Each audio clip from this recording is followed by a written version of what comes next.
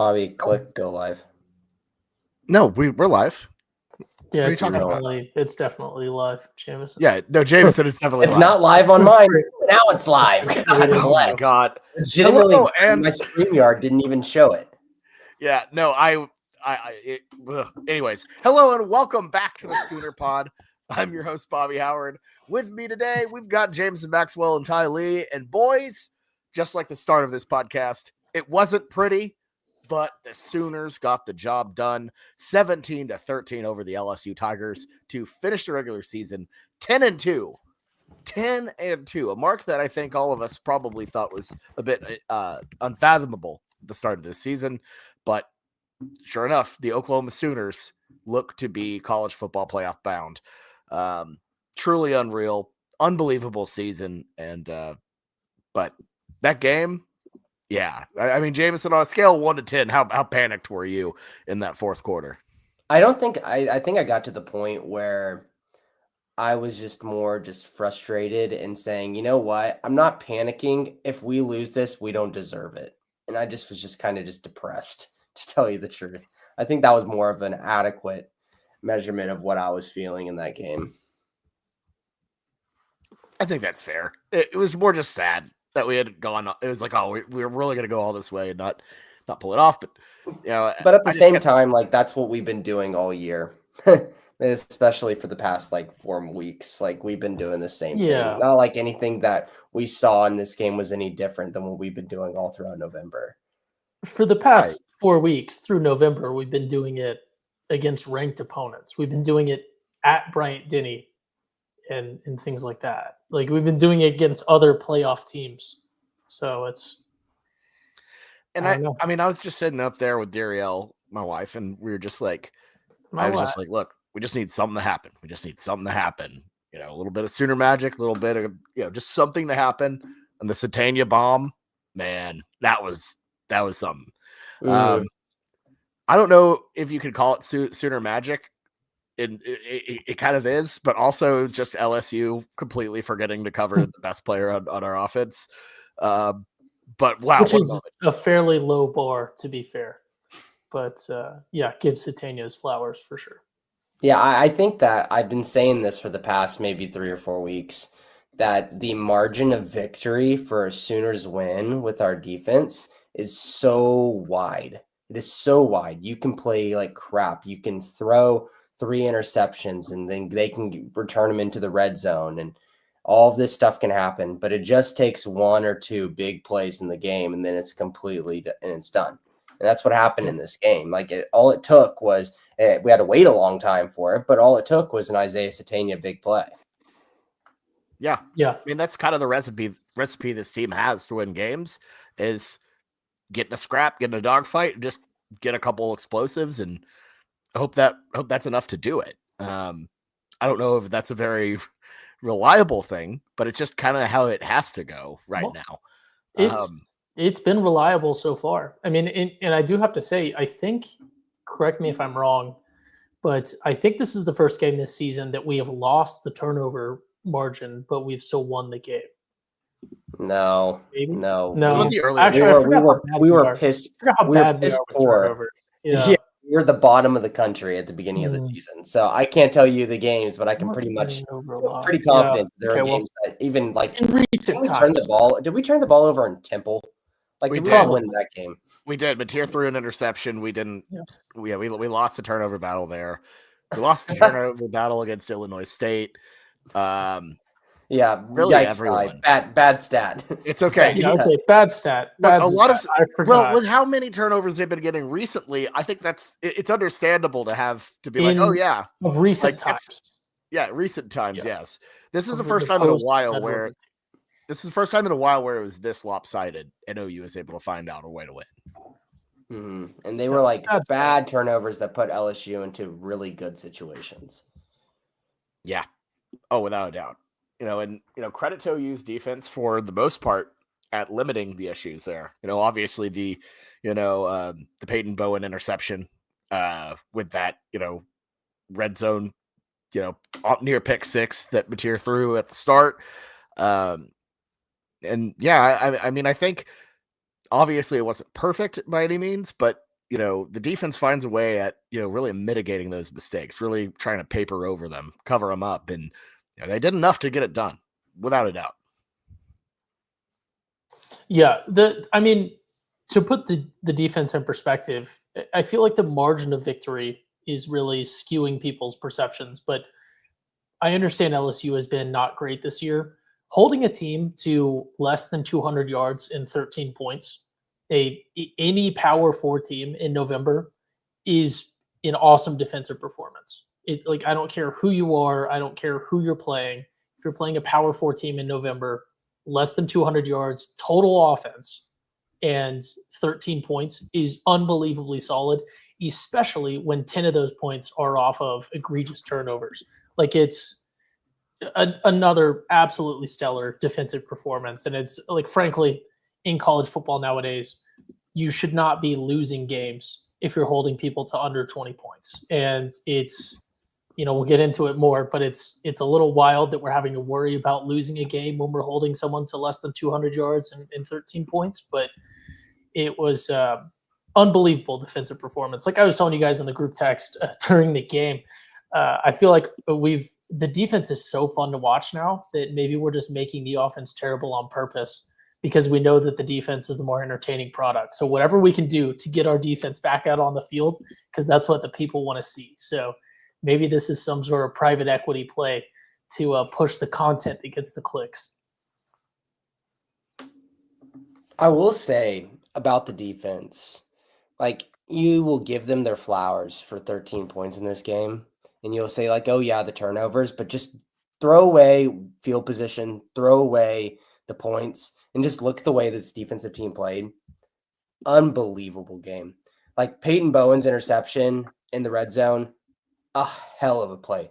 Extremely high IQ. We've been saying it for a long time. Peyton Bowen has such a high IQ, and he's been putting himself in positions to do that. And it seems like it just would always just be just a hair too far of an overread, or he would drop the ball. And now it's just he's continuing to show out, and he's really coming into his form of one of the better safeties in the country. It's everything right now with his defense is clicking, and I don't really see a weakness right now. Almost every single team in college football has weaknesses. This defense itself, I can't name it. Yeah, I mean, it's hard to name one. The cornerbacks have been incredible. Guillory was awesome in this game. Like you said, Bowen has become an absolute superstar.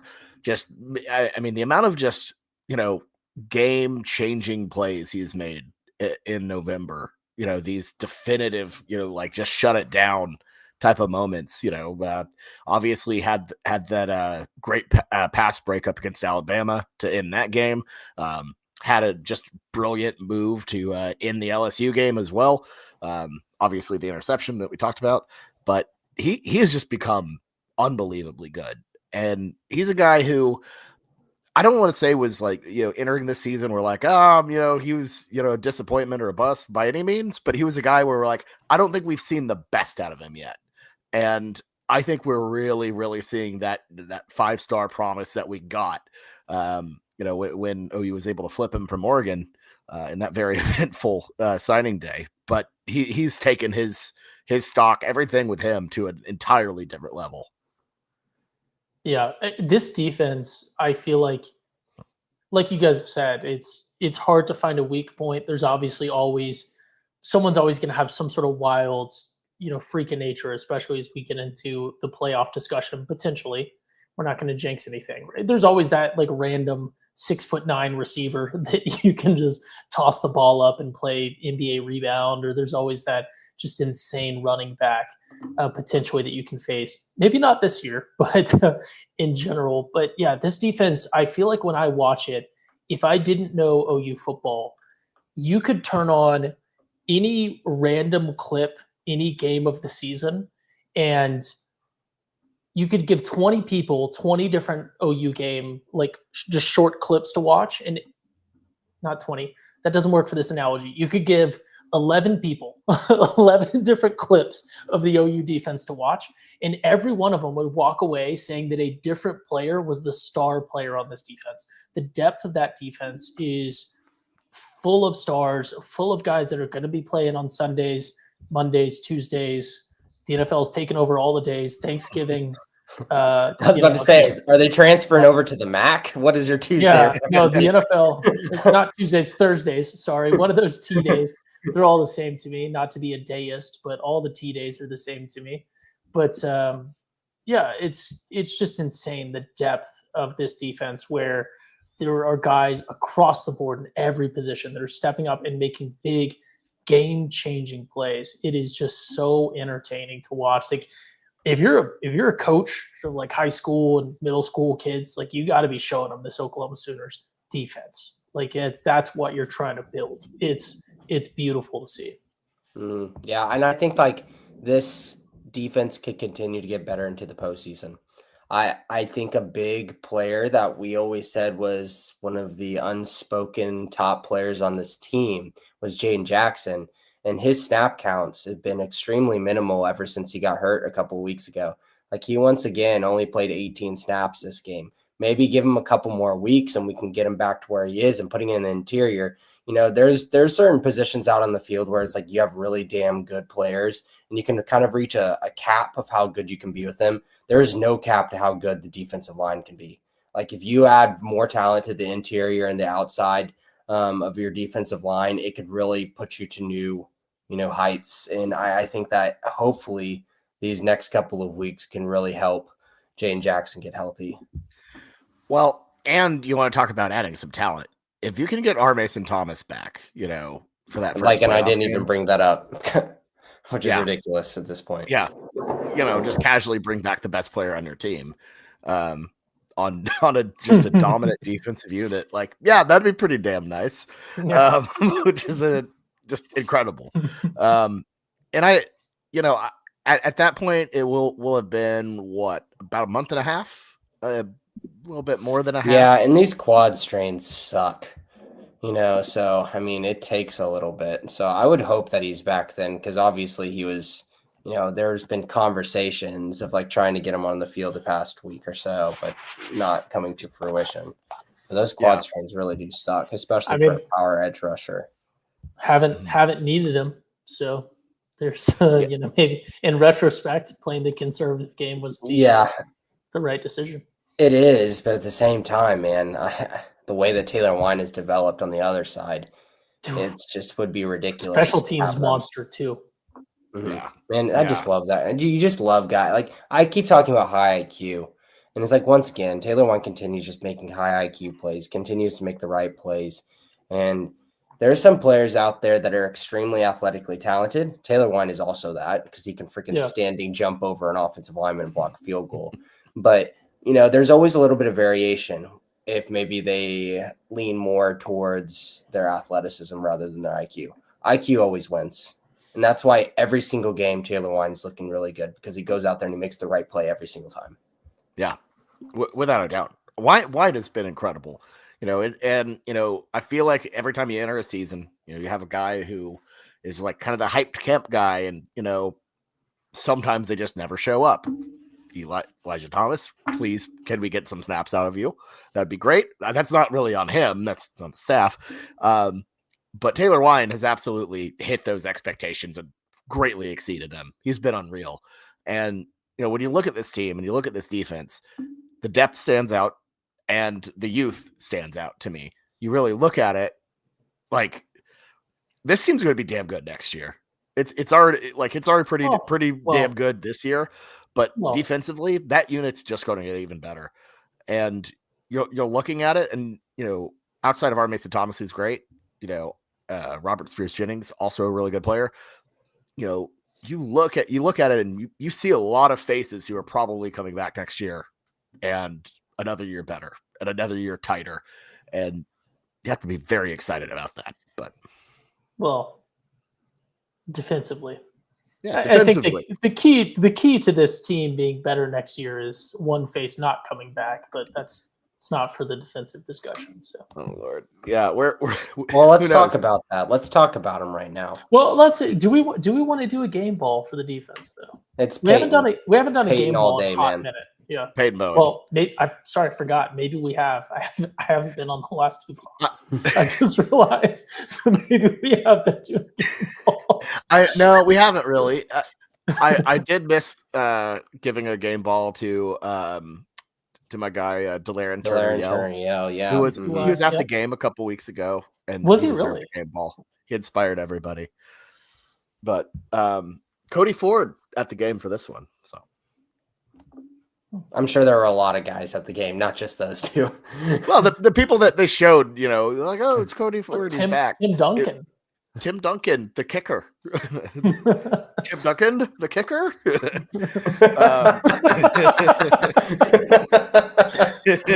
Oklahoma Sooners kicker. I think I would have heard about that if he was at the game.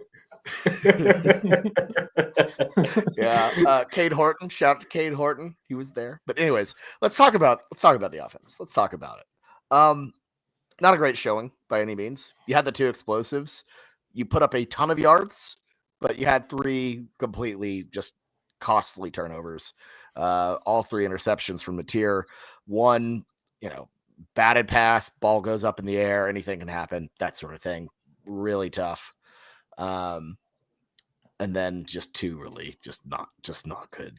Dude's got to look off these freaking D-backs, man. I don't know what it is. I think I don't want to know if it's called this way, but if they're putting it out there saying, hey, Mateer, you get it to this guy on this play, that would make more sense. My guess is that's just this guy does not know how to read a defense, and he just sticks on somebody and doesn't look to the other way. Wait, yes, sorry. I'm sorry that I don't know this. Did you go to the game, Jameson? Yeah. Okay. On the TV broadcast, none of the interception plays, but if you did not watch the TV broadcast, it's maybe worth going back and watching just our offensive plays. Arbuckle cooked up a heck of a game. In absolute, there were 2 different drops where there's nobody. It looks like Giovanni Gibson drop was just piss poor, man. There were 2 different plays where, if we could have just gotten the ball within 5 yards of a completely uncovered dude, that's 14 points right there. It was not trying to do an agenda thing, just, people that watch the game on TV because they highlighted those plays, went back and showed the replays from the down the field angle so you could see where the defense was lined up. And Arbuckle was cooking up a heck of a scheme. So it's, I don't know. I don't want to. I've been critical of Arbuckle in the past, but I just wanted to point that out for the podcast's sake. It's definitely worth going back and rewatching. Anyone that's curious about this offensive performance, the scheme was there. I mean, you see it with the Burks explosive play. That was a beautiful scheme. They saw something there across the middle where we can make this short pass and we talk about it all the time, using the talent that you have offensively. That was legitimate. Okay, I see this dude has the offensive mind. He saw, okay, we're not making these longer passes. Let's try to reel it in. What can I do to create an explosive play that's a 5-yard pass? And that was beautiful. Same with the Satania. Obviously they saw something that we could do schematically that would maybe lead to him being uncovered. But yeah, Arbuckle had a heck of a game. So when we're looking at the offensive game, the scheme was there for sure. And I think it echoes a lot of things that a lot of people have been saying, that the guys are open. I think Arbuckle's scheme isn't nearly as much as John Mateer's inability to really run it effectively at the SEC level, which is frustrating. Obviously you expect them to have that cohesion, having worked together at Washington State. But the point that people are making, Suitor Cowboys in the chat, for example, is dead on, that he's just not processing the game all the way right. He's not able to really, run that RPO the way, that is needed. And I think, to me, it's something that's going to have to, you're going to have to look at that in the offseason, work through it, and get better. But it's just not, I don't think it's clearly not gotten better week to week. I mean, maybe to some degree slightly, but it's just not great. It is not nearly where it needs to be to operate at a really good level. Yeah.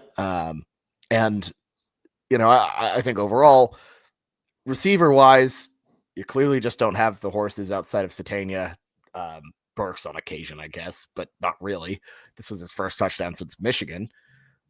But was it really?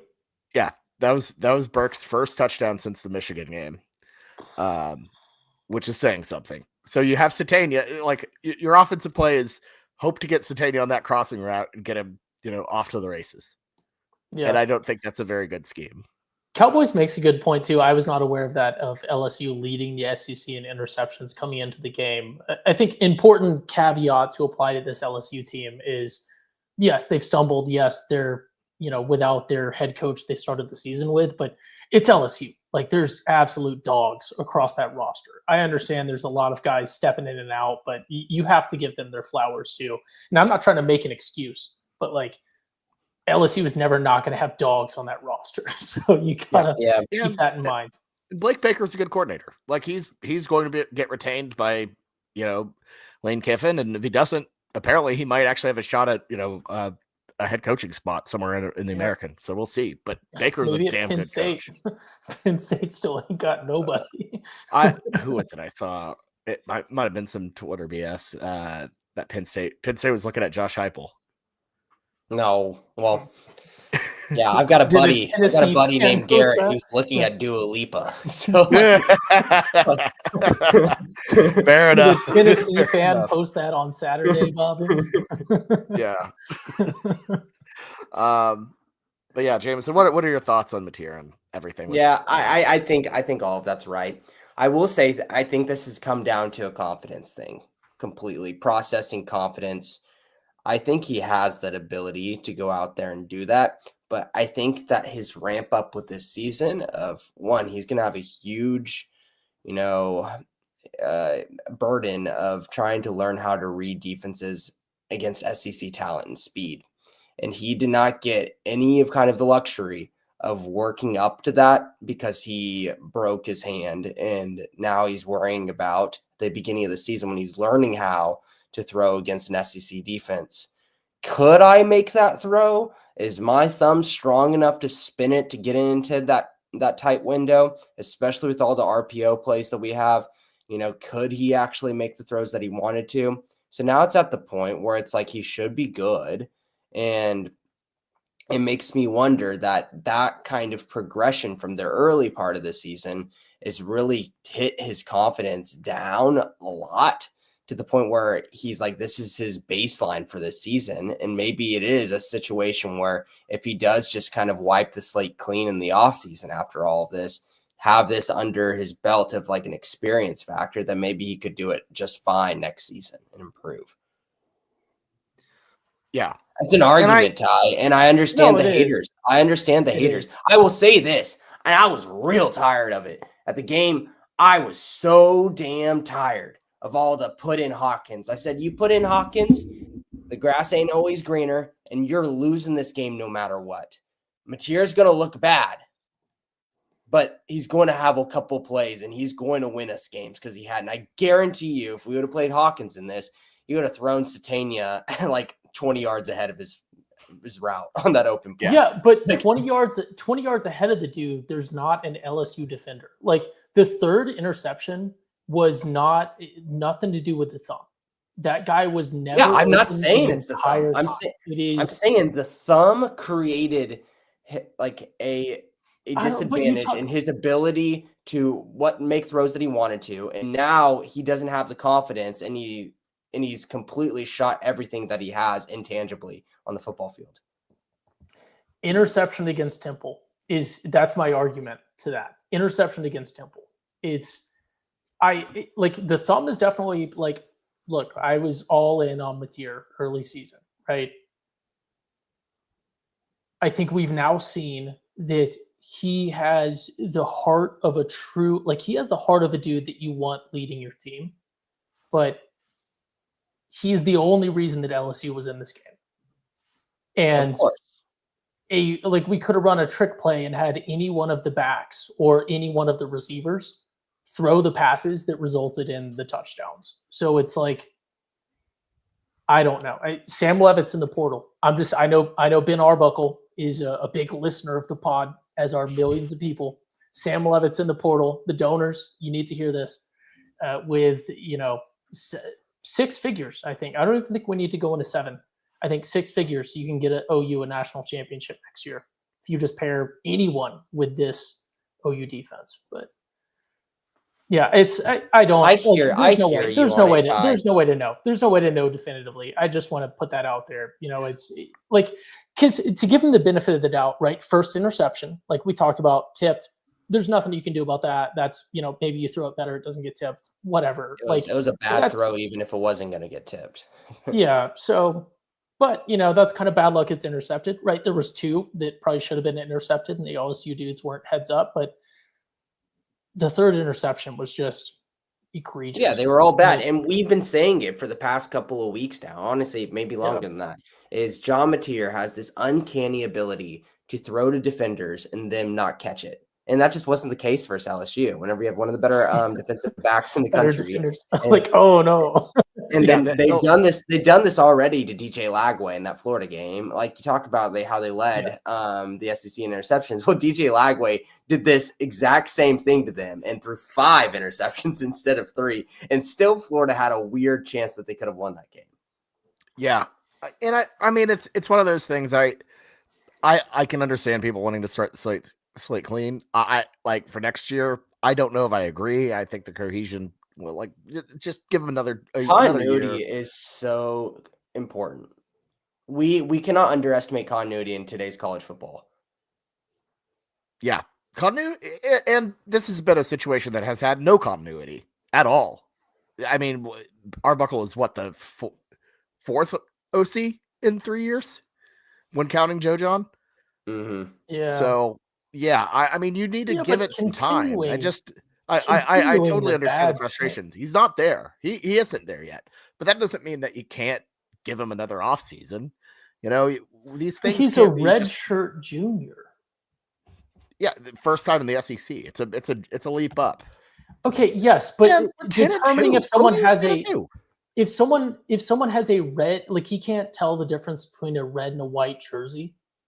Like, that's, come on. Like, I think we just need to give him some slack here and let him have an off season, keep continuity, and I'm just fine with him. If you wanted to go make a big splash, Ty, I completely understand it. Right now, I just think that I think that what Bobby said is continuity is a big deal, and we've had so much overturn. And how about we just keep things the same and focus on our strengths of a defense? And then if we don't have to keep on replacing a quarterback every single year over and over, that is not a good recipe for success. All I'm saying is a different play caller, a different quarterback, a different offense every single year, because just people aren't going to master it that quickly.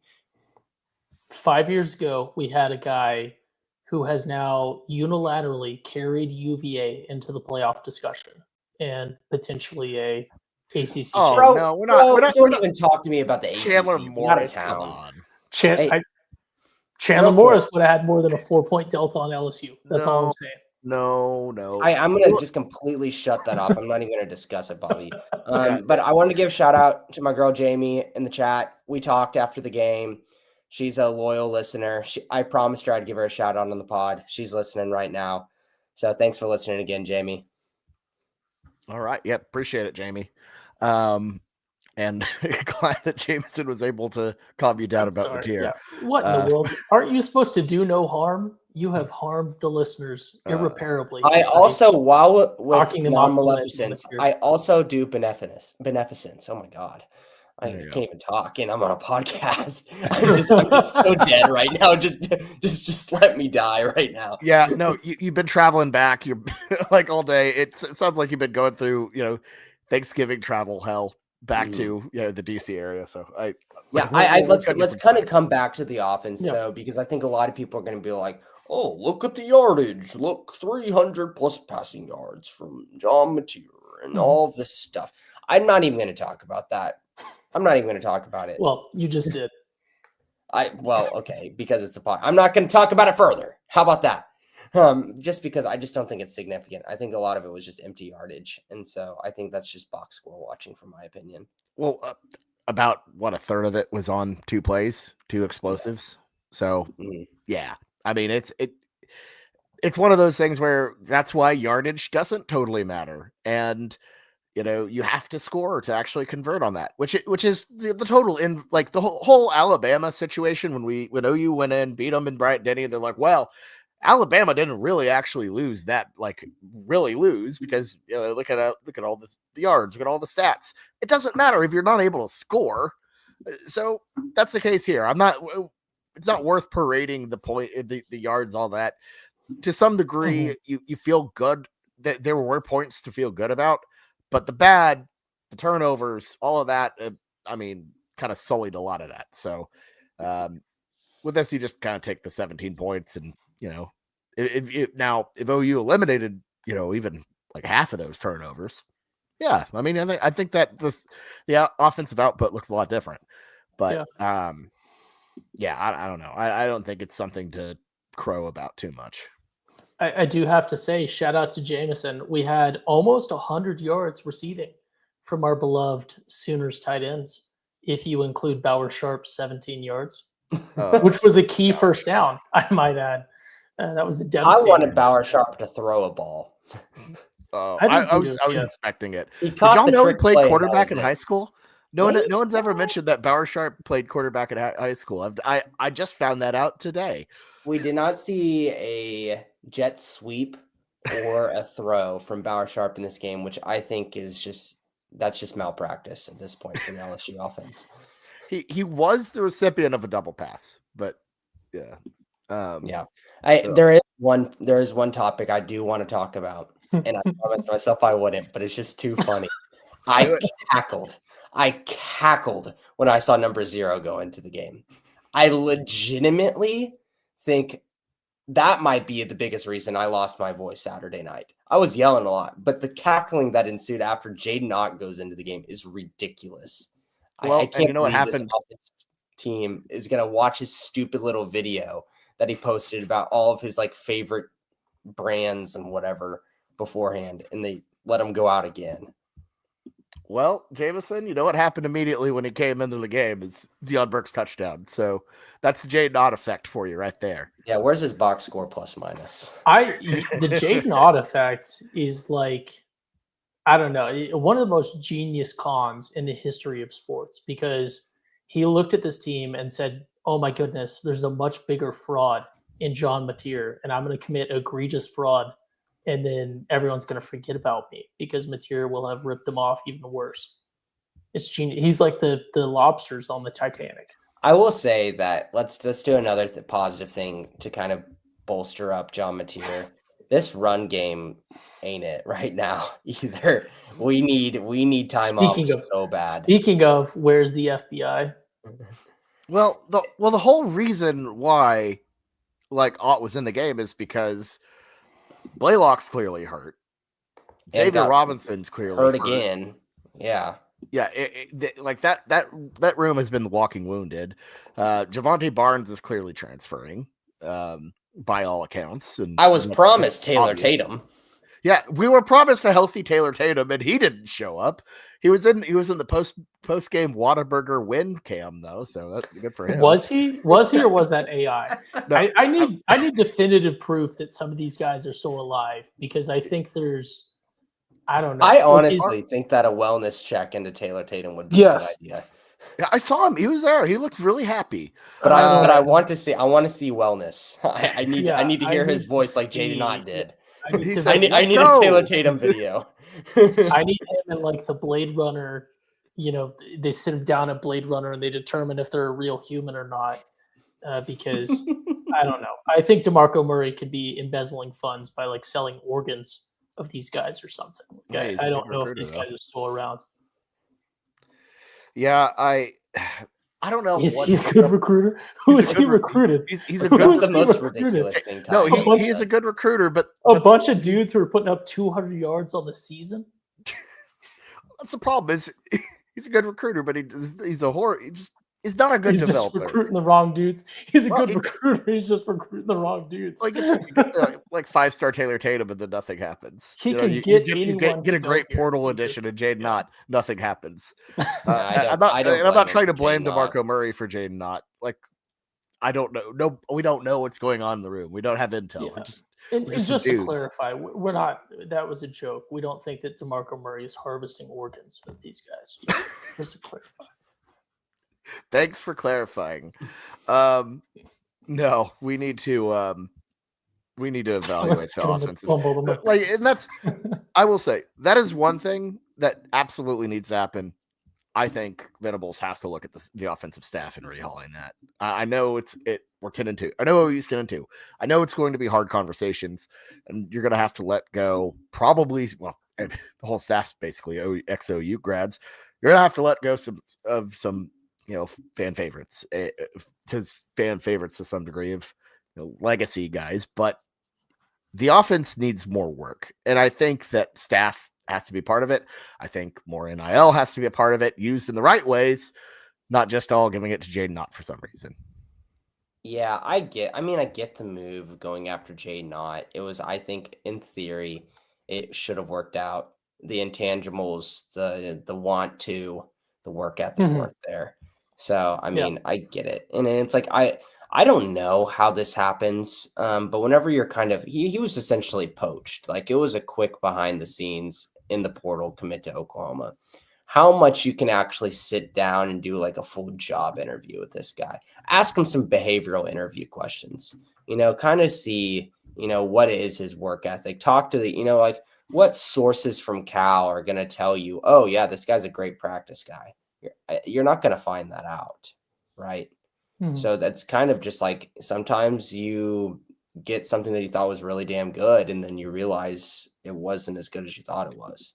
Yeah, I think on the ought discussion as well, it ought to be mentioned that the quarterback that he had at his Cal time is currently the presumptive Heisman winner as well. So that definitely factors into what people are scheming against that offense. But I don't know. It's not a bad get. There's no way that you can look.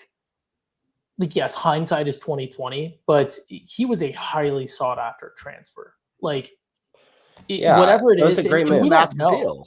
Anything can happen with a guy. He could absolutely pop off and be tremendous in the NFL if he ends up going. No, you never know. No, you never. I feel like I guarantee he's not going. I feel like I kind of know. Let that work out and go fly in the NFL. There have been plenty of people with terrible attitudes that get carried in the NFL. You would think that like a guy like Zach Evans, remember 5-star, went TCU, bebopped all over the place. You thought that he would have been the perfect guy. Evans, Mike Evans drops 5 passes every Sunday and is still the star. He's like out for the season. He hasn't played in like a couple weeks. Yeah, and that's why Tampa Bay is building something special, because they don't have him anchoring them down. All right, getting myself back, getting all of us back to this game. I think that this offense has been at its best whenever the run game has been the biggest strength. When we saw that was a possibility with Xavier Robinson, and that guy was not our first or second or probably third, option at the beginning of the season that we thought that could do that for us.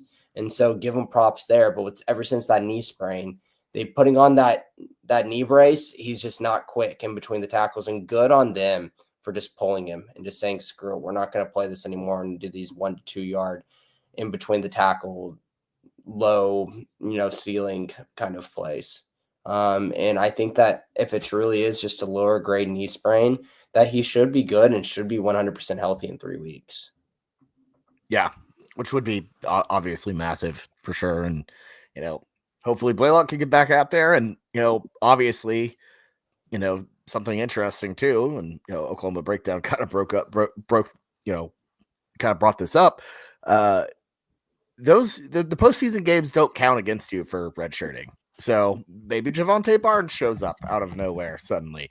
Maybe you get a little bit more Taylor Tatum, Yeah, I think Javonte Barnes, he's such a good guy. He knows he wants to go and transfer. I don't think he would have any problem doing it, Bobby. It's the question of, does this team, and Venables as the leader, going to play a guy that has already pretty much said he's done? Yeah. In the year of our Lord 2025, you kind of have to do whatever you can to try to figure out ways to win. And that's just kind of the reality of and another thing with that, is his agent just going to say no? Javante might want to. His agent might say no. He's going to say, like, what's the positive in this? I'd say you need to reform your stock right now. And if you have a good playoff run, you have a great opportunity too. You can make a lot of money. Oh yeah. I think you would put, I think he needs more tape than, it's worth taking that risk. Because if you're hurt at that point, like obviously it sucks, but you don't lose that eligibility being hurt. You can still find a way to, preserve that year, figure something out, and then, rehab through a comeback another year. Because they just hand out years like, candy bars. I think an important real quick to touch on the backs too. When we talk about them, Xavier Robinson has legitimately 20 pounds on the next heaviest guy. He has 40 pounds difference between him and Blaylock. Like Blaylock is right at 200 and Xavier Robinson is a 240. Like the weight, especially when you need a guy who can run through the tackles, who can maybe account for a line that doesn't necessarily do the best job run blocking, can generate those yards after contact and can generate that, even just that fall forward. Like if they generate, if you're going to be playing SEC defenses that are going to hit your guy at the 0 to 1 yard line, as long as he can fall forward, that's a 3 to 4 yard play. And that is so big on first down. And like 40 pounds is a significant weight. Yeah, I agree. And I think that caters to our strength. Yeah. Yeah. And we need that. We need more weight. Like the next biggest guy, again, roster weights, it fluctuates heavily, but like Sawchuck is almost 50 pounds lighter than Xavier Robinson. Like it is. Gabe's a little guy. Yeah.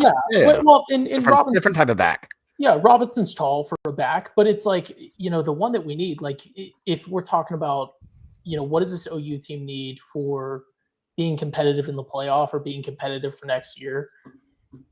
Like if things don't change on the offense, you need a back who can at least truck over some people if he's going to get hit right at and it could be X really as a upperclassman and what he's shown this year. I think right now, Ty, I agree with you. I think having with an offensive line that has gotten better, but still has some room to improve.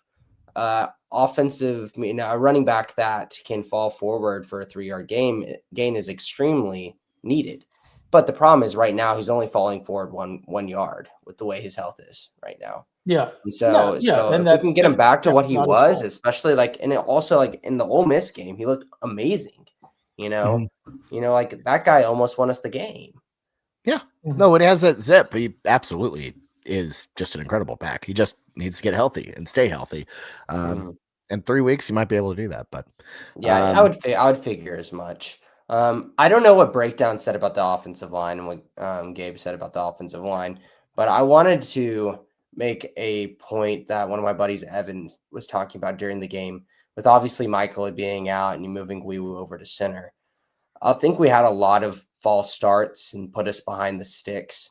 And I think that he had a good observation. He saw in a couple of them that it might just be that Wee-Woo might be just snapping the ball like a half second late and was causing like tight ends and wide receivers to jump just a hair early, where that could also be a big thing that could change here for us because the center is like one of the most important positions on the football field on offense other than the quarterback. So yeah. I think that's like, we're not going to talk about that as much, but I think that's not understated of how big of a deal that Michael injury was. Yeah. And I don't want to talk too much about Breakdown. Just listen to Breakdown because it was really good. Gabe did say that he was really impressed with Wee-Woo. He said he probably was the best center on the team, despite the fact this was his first ever start at center. He had never played center in his entire career, from what I understand. So yeah, I mean, good on him. But at the same time, it's absolutely terrifying that if he went down, what's going to happen? We're playing Gunnar Allen or whatever his name is. Yeah, it's a scary prospect. And, hopefully Michael, everything works out with him. He gets back to feeling well. It's apparently, you hear reports sounded not good. OU center, Jaron Kanik. Oh God, he can do everything. What's the reports, Bobby? Help me out here because I haven't seen it. It's some medical stuff that I don't know. I don't want to publicly. No, you're talk not going to about get stuff. Bobby to violate HIPAA. Yeah. I don't even know. I don't even. Yeah, I'm not. All I know is I heard it was a situation. That's it. So just keeping I it need to nice and figure vague. this out. I knew that he was in the hospital, but I mean, if he just had an infection, it should just be fine. Yeah, okay, I'm digging right now. He's in the hospital with an infection. Yeah. I mean, the worst of the worst with any kind of an infection with this is you remember whenever Austin Stogner had legitimately pyomyositis, where it was like a bacterial infection of his muscle. Yeah. After he got didn't he strep. have like, yeah, he had like an Mm. infection in his quad because of strep or something. Yeah. Yeah. And now that is exceptionally rare. I doubt Yeah. that's the case. But I don't know if Bobby knows more, and we'll just talk after the pod. But if it's just the words of a scary infection, I mean, that should still be fine. That shouldn't be like some kind of season-ending injury. But I don't know. I don't know. Obviously, I'm assuming a lot No. here. Like, Did he All I was try? saying was he was out with the infection, but he should be fine. Did he Yeah, try 'cause, the like, he could've been sushi bar septic. Did he try the sushi bar at the Kate Center? I did walk around and try to find Kate yesterday, and They tore down part of it. it's much of it. yeah, and it's so sad because I just wanted to find it and think about the hash brown scramblers. Oh, the best. The garbage breakfast. Yeah, right. Yeah, it's some good stuff. Okay.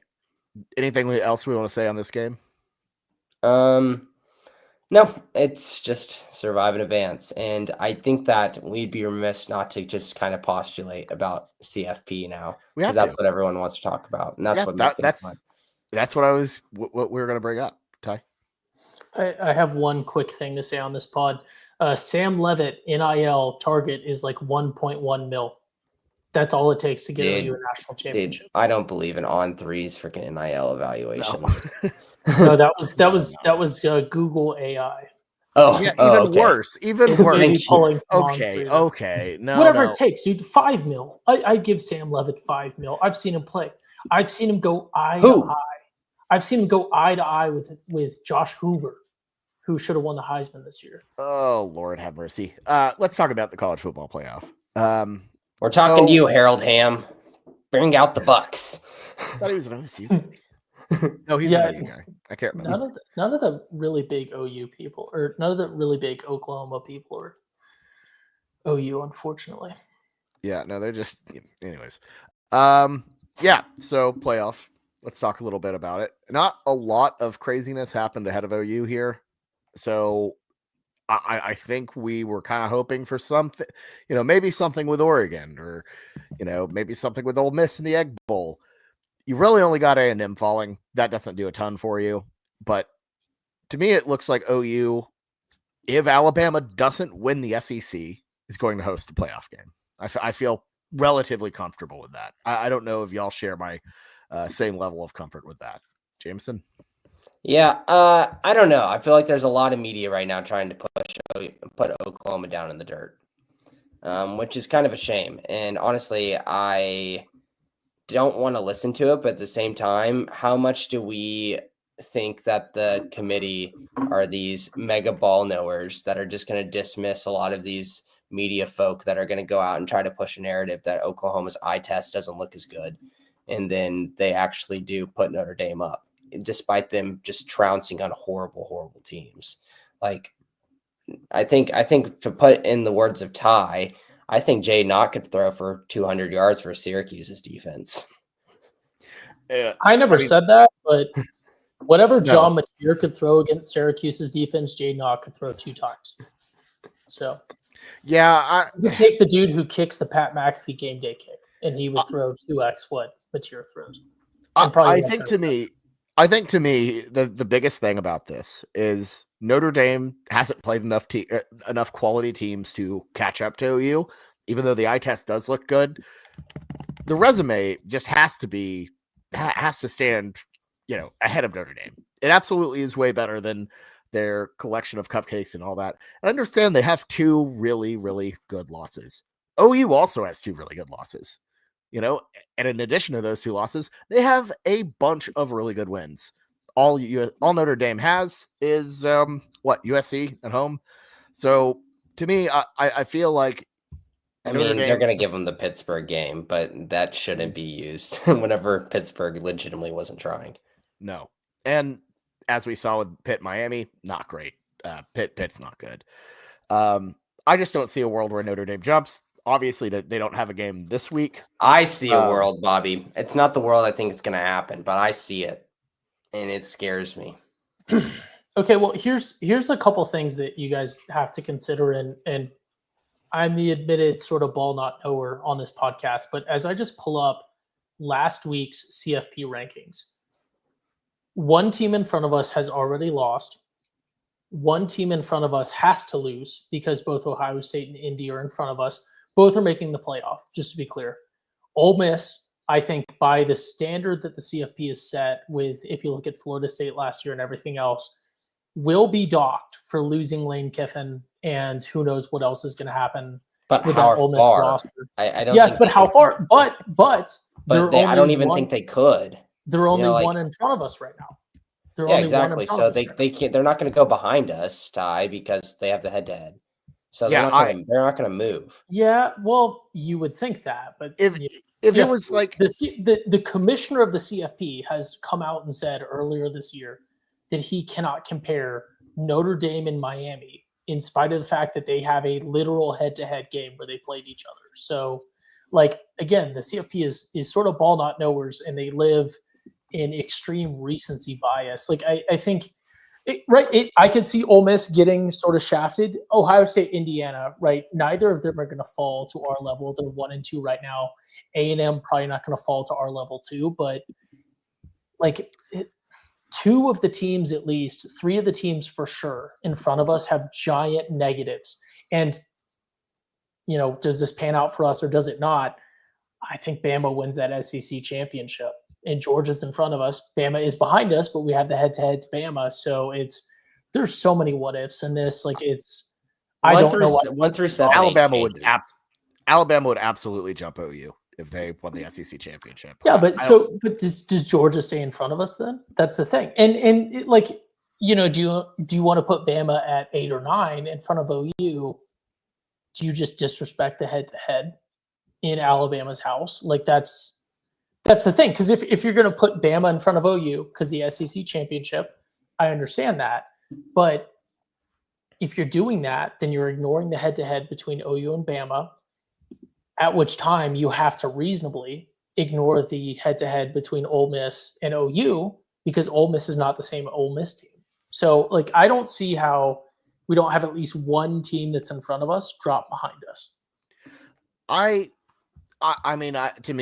feel like the annoying thing with Alabama, jumping because they're the SEC championship or champion is potentially they get into the SEC title because, only one SEC loss to Oklahoma. And all they would essentially be doing is just beating a team they've already beaten, which, with all due respect to Georgia, significantly better team. They've gotten better throughout the season, but at the end of the day, SEC championships don't matter nearly what they used to. It's these teams don't have as many games against each other. You have these weird gaps where you don't have a lot of cross-referencing. Ole Miss not making the SEC title with 1 loss is wild. Same with Texas A&M. They just don't play. These top teams just don't play each other enough because of how big these conferences are, and it leads to some really weird stuff. Pitt in the ACC championship at 7-5 for God's sake. Duke. So Duke, sorry, not Duke. Jeez, I was thinking of another disappointing blue team. That's exactly Duke, the point. Thank you. The fact that it's a 7-5 team is all you had to say. Yeah, but I do say with it is I think there's the argument for Alabama jumping Oklahoma is the SEC championship game is another opportunity for them to lose, and if they win it, they should be rewarded for it. That should be that you can't give them a negative output if they go out and they play really well and they look good. Because then they had one more opportunity to show if they're really good or they're not as good as people think they are. So you got to reward them for that. Yeah, I understand it, and I think they will be rewarded for it. But also at the same time, if they lose, they're not going to get punished. I don't think they're falling out of the playoff if they play in the SEC title. I think, yeah, I think that, and I'm not saying this as an OU homer, I'm saying this from the angle that the CFP are extreme ball not knowers, as we've seen, and they react extremely to things. I think Ole Miss will make the playoff, absolutely. But I think that you guys are severely underestimating how Ole Miss is going to be kneecapped by the CFP because of the Lane Kiffin stuff. If OU wasn't there, I would agree with you that they'd get kneecapped. If like it was Dude, like Oregon I think and some other I teams that you legit don't have think Ole head-to-head. Miss is. I think Ole Miss is locked at 12 right now. No, dude, that is such a bad take. That's Dude, not even. no. That doesn't even make That's sense not- with the playoff. Do you because think they're going to fall behind James Madison and UNT? Okay, I forgot about that. No, they are not. Forgot about falling. UVA. I'm forgot just about going to UVA. put my foot down, and I'm not going to. That is just such a bad take. No, They're not going to change that much just because they're coach. No. Like I could see a world like again, I could see him shifting them if there were teams with like-minded resumes without head-to-head. That just doesn't exist. They are already kind of at the back of the line with one-loss teams, and I think they're just going to stay there. I think OU's capped at 8. I think that's totally fine. Okay, what happens if BYU and Alabama win their conference championships? Where does Ole Miss land in that? Because I think A&M and Georgia are making Tech and Georgia are making the playoff no matter what. So yeah, let's talk about the no matter what's. Let's talk about the no matter what's here overall. Big Ohio Ten. State and Indiana are both in. Yep. Georgia is in. Mhm. I think A&M's Oregon's in. What's that? A&M. Yeah, A&M is absolutely in. Ole Miss is absolutely in. I think Oklahoma also should be absolutely in. I think there is a 95% chance they're in. Do you really think they get bumped out? I'm telling you, I just don't want to close that. I think that they're very, very, very, very likely to be in. Okay, but that's if fundamentally that's if fundamentally the BYU same wins and argument. Texas Tech looks good, and then Alabama wins, That's a two-loss Texas Tech is out. Yeah. So let me just say that I'm kind of. I agree. I'm just scared. Jameson's talking point is fundamentally the same one I'm making for why Ole Miss can be handicapped. The CFP can do whatever it pleases, and it is plausible that Ole Miss just doesn't have an advocate in the room, and they get not left out, but severely, like when we're talking about can OU land a home playoff game, anything can happen. That's my point. I don't think Ole Miss is gonna they shouldn't be, but it could happen. And the precedent is there with the way that they treated Florida State in the past. I think the portal arguably matters more. If that team has a mass portaling, then I could actually kind of see it. Yeah. I know that sounds insane, but if it's everyone's gone, but I don't think that'll happen. It sounds like they're rallying around. They got time at the portal in the offseason. They don't need to hit it now. Yeah, they're going to make a run. I think they're going to try to rally behind Golding and try to make it. So I don't think that'll happen. And that's why I don't think Ole Miss is going to take a big dip. Again, if there were more like-minded, similar resumes, then they would absolutely take that. I just don't see it. Yeah, I see what you're trying to push here, Ty. I just don't think it's even possible. It's absolutely possible. They've done way more. It's not.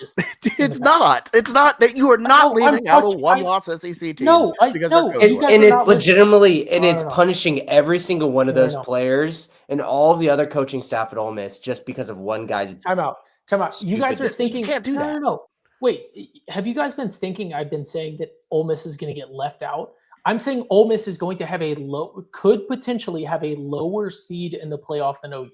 That's all I've been saying. I don't think there's any way, shape, or form that's possible. Dude, we have more losses and we lost to them directly. There's no way. There's just no way you can justify that. One apart currently, and they just lost their head coach, and we don't know what the portal's going to do. I think it is fairly reasonable to say that there is a world where OU is at least one higher in the playoff seed than Ole Miss.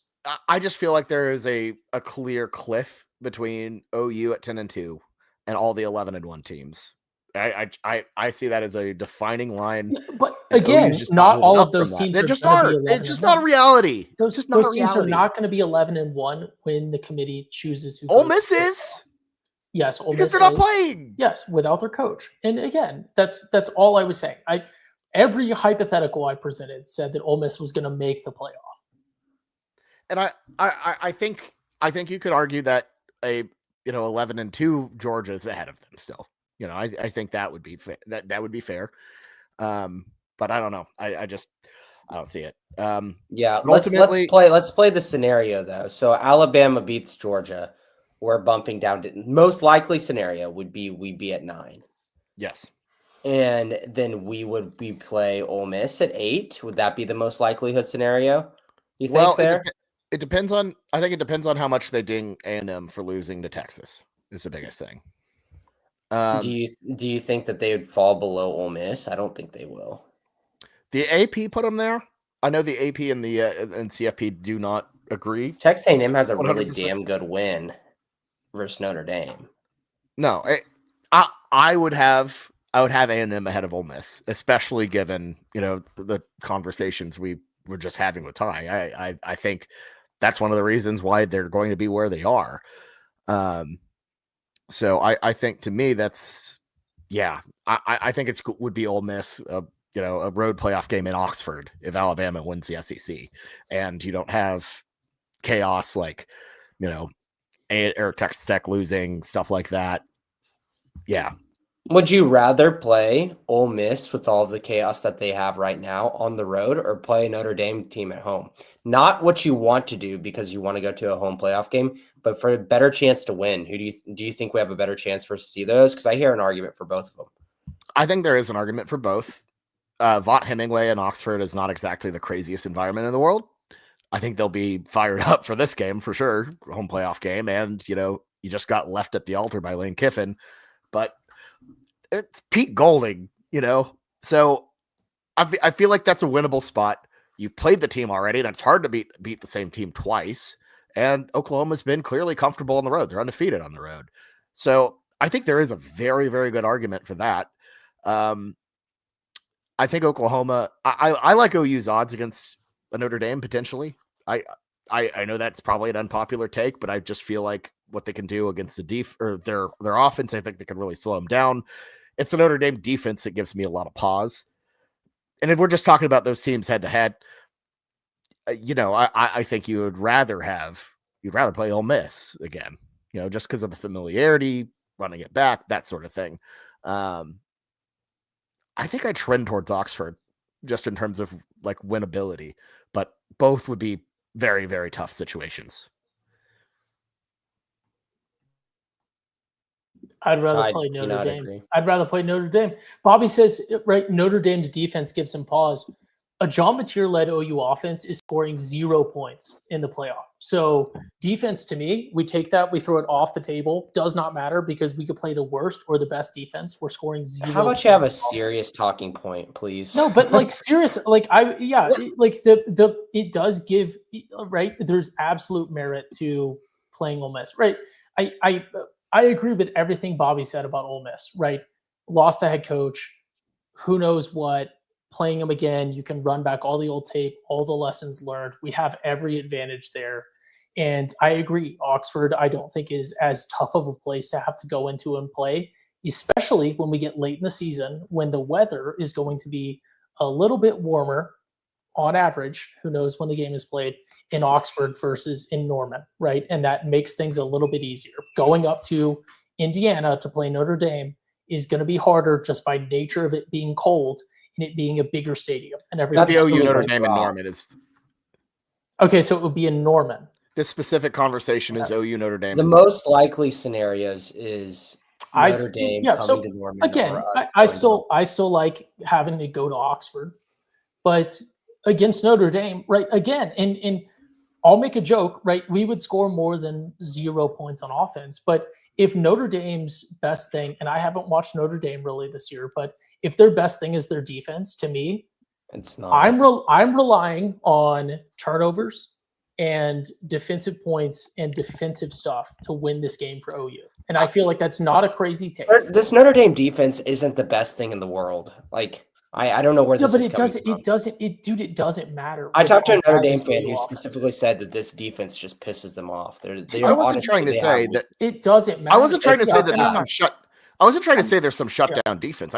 I'm saying like I could see them giving OU some problems. I mean, technically, it doesn't matter with this OU offense. But that's the thing, Ty. Get into the playoff.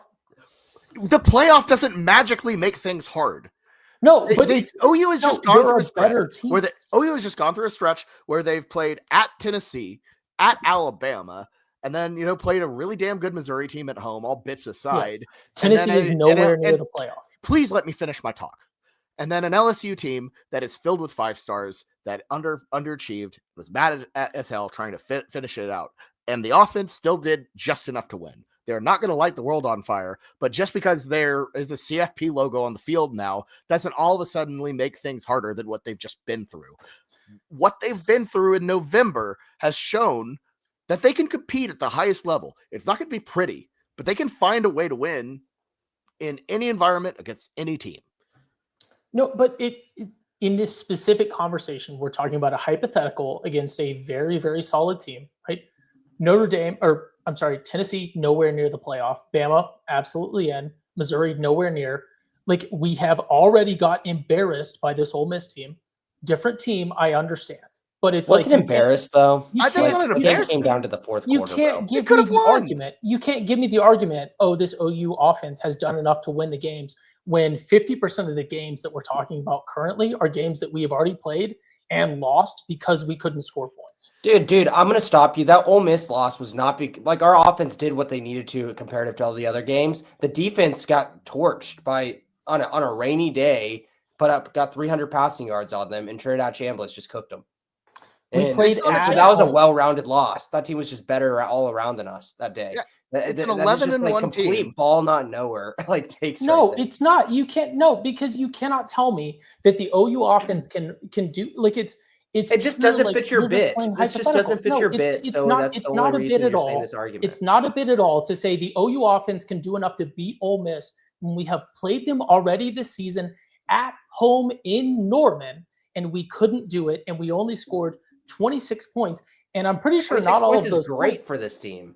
Were those all offensive points? Yes, it is great for that team, which is exactly my point. The offense is not going to get it done to win games.